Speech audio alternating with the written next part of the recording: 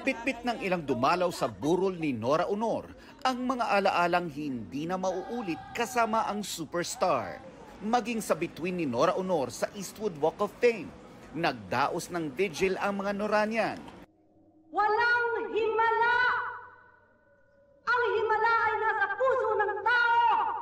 Batid ng kapwa national artist niyang si Ricky Lee kung bakit malapit sa puso ng mga Pinoy si Nora.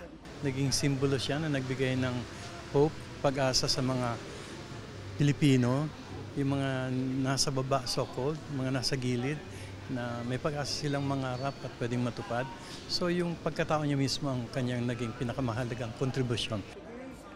Ang pagluluksa ng Philippine showbiz, ramdam din sa mga itinuturing siyang haligi o salamin ng kanilang buhay.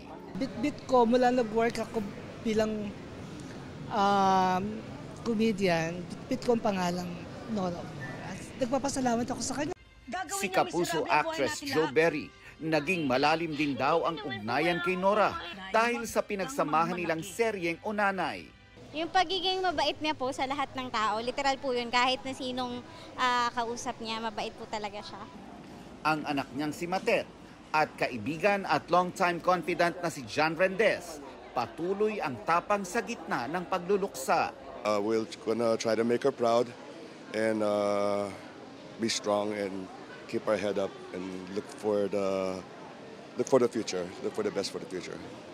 Sensya na po kayo, I'm at a loss for words po. Malaking pasasalamat namin kay Mami dahil kinuha niya kami para maging anak niya, maiparamdam niya sa amin yung pagmamahal niya.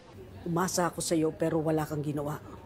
Inaayos na rin ang pagpapalabas ng huling obra ni Nora, ang 2022 film na Kontrabida na umani ng papuri sa mga international film festival. This can be a fitting tribute kasi ito yung film na kung saan nga makita mo si Ate Guy in her best form.